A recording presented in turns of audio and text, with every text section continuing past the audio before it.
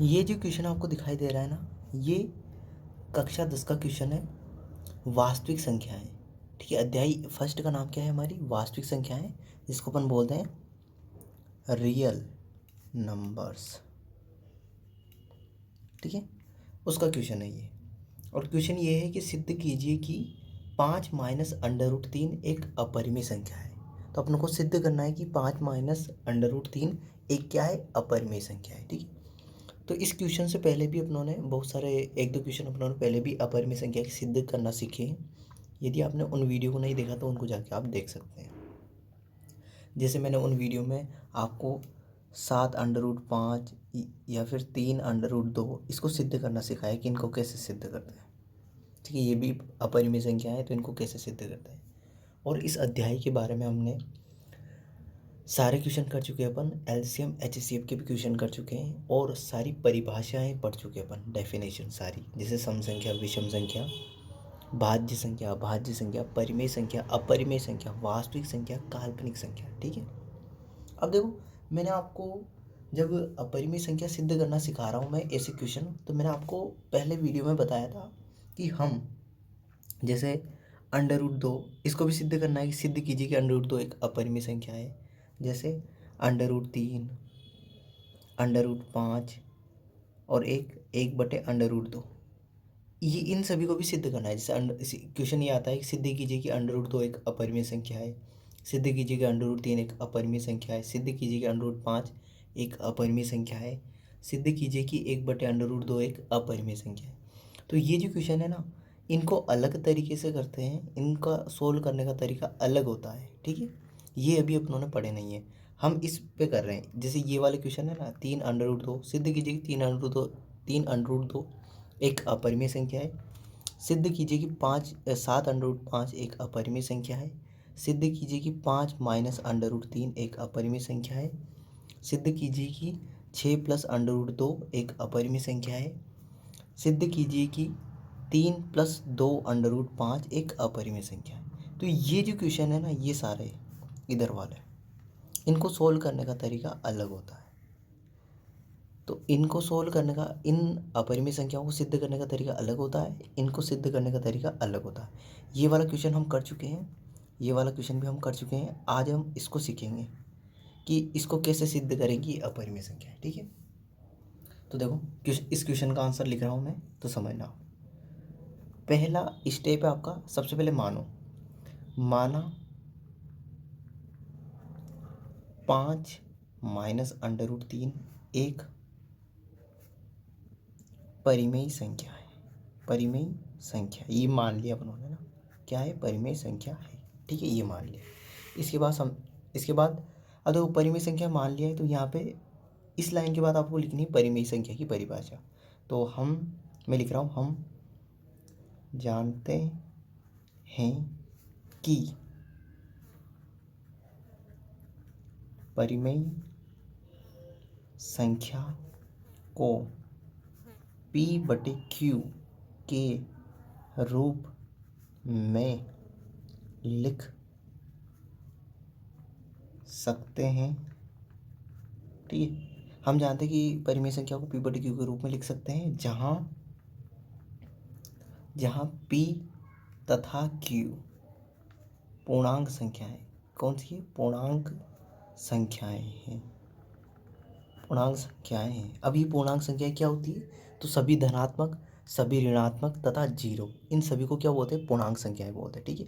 देखो, पी और क्यू तो क्या है? पूर्णांक संख्याएं हैं। और ये जो क्यू है ना, Q not equals to zero, मतलब इसका मतलब होता है क्यू का मान शून्य नहीं होना चाहिए या जीरो नहीं होना चाहिए ना, शून्य नहीं होना चाहिए,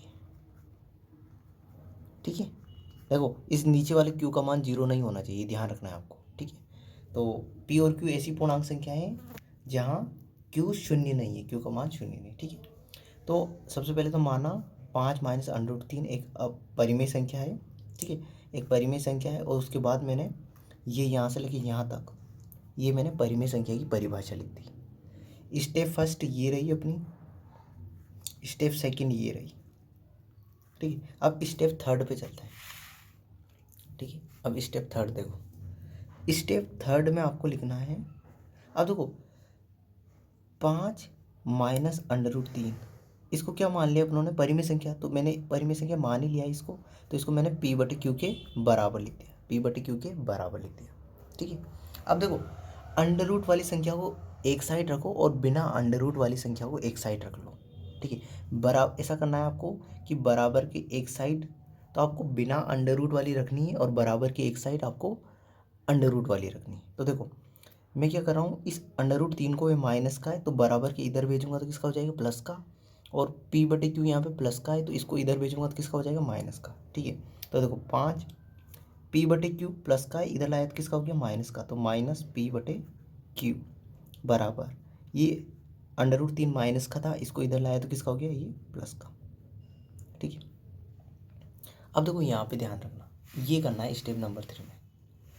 ठीक है, अब देखो स्टेप नंबर 4 में देखो, अब स्टेप नंबर 4 में आपको लिखना है यहाँ पे, देखो p बटे क्यू परिमेय संख्या थी और 5 भी अपन को पता है परिमेय संख्या है। क्यों है 5 परिमेय संख्या है, क्योंकि 5 के नीचे कुछ नहीं तो क्या है, 1 है, ये p का मान है, ये q का मान है, और q का मान यहाँ पे 0 है, क्या q का मान 0 है क्या, यहाँ पे नहीं है ना, 1 है, तो ये 5 क्या एक परिमेय संख्या है। ठीक है, अब देखो 5 माइनस p बटे क्यू एक परिमेय संख्या है, परिमेय संख्या है। ठीक है, 5 माइनस p बटे क्यू एक क्या है, परिमेय संख्या है। ठीक है, तो ध्यान रखना, तो अब देखो ये पूरा परिमेय संख्या है, ये क्या है, पूरी परिमेय संख्या है, और ये बराबर का चिन्ह है, तो बराबर का चिन्ह क्या बोलता है, यदि ये परिमेय संख्या है तो ये भी परिमेय संख्या होनी चाहिए, तो अंडर रूट 3 भी परिमेय संख्या होनी चाहिए, होनी चाहिए, परंतु हम जानते हैं कि अंडर रूट के अंदर जो आने वाली संख्याएं होती है, जैसे अंडर रूट 3, हम जानते हैं कि अंडर रूट 3 एक अपरिमेय संख्या है, अपरिमेय संख्या है। ठीक है, अतः अब देखो ये अपरिमेय संख्या क्यों प्राप्त हुई, क्योंकि यहाँ पे अपनों ने जो माना था ना वो गलत मान लिया था। ये शुरुआत में अपनों ने माना था ना कि माना 5 माइनस अंडर रूट 3 एक क्या है, परिमेय संख्या है, तो यहाँ पे ये परिमेय संख्या और ये भी परिमेय संख्या क्यों आ रही, क्योंकि अपनों ने माना था। यदि अपनों ने कल्पना ही नहीं की होती ऐसी तो अपना गलत आंसर नहीं आता। तो यहाँ पे समझ लेना, यहाँ पे आपको लिखना है इसके बाद अतः, यहाँ पे लिखना है अतः हमने जो कल्पना की थी, हमने जो पूर्व में कल्पना की थी वह हमें असत्य प्राप्त हुई। इस कारण 5 माइनस अंडर रूट 3 एक अपरिमेय संख्या है, अपरिमेय संख्या है, ये लिखना है। अब इसके बाद एक इम्पोर्टेंट लाइन आप ये भी लिख सकते हो स्टेप नंबर 5 में। ठीक है, इसमें ये भी लिख सकते हो आप, हम जानते हैं कि परिमेय संख्या में अपरिमेय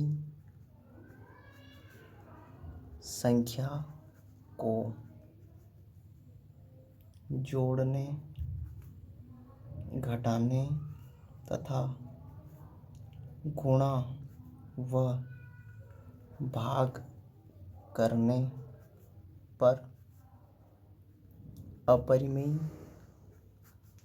संख्या ही प्राप्त होती है। ठीक है, ये लाइन भी लिख सकते हो आप। तो आई होप आपको पूरा समझ में आ गया होगा। तो देखो ये सारी step number 1, step number 2, step number 4 और 5 ये सारी सेम रहेगी, बस चेंज होगी तो कौन होगी, स्टेप नंबर 3। देखो ध्यान रखना, जो भी चेंज करना है ना इन सवालों में, ऐसे वालों सवालों में देखो ये वाले सवाल है ना सारे, इन वालों में बस स्टेप नंबर 3 चेंज होगी और सारे का सारा सेम टू सेम लिखना है आपको, ऐसा का ऐसे ही। ठीक है, तो स्टेप नंबर 3 को अच्छे से समझ लेना है आपको। ठीक है ना, उसमें बराबर के इधर उधर ले जाओगे तो चिन्हों के साथ रखना है उनको। ठीक है, तो आई होप ये वीडियो आपको पूरा समझ में आ गया होगा, ये क्वेश्चन भी आपको पूरा समझ में आ गया होगा। तो इस वीडियो के लिए इतना ही, अगले वीडियो में अगले क्वेश्चन के साथ मिलते हैं। Thank you.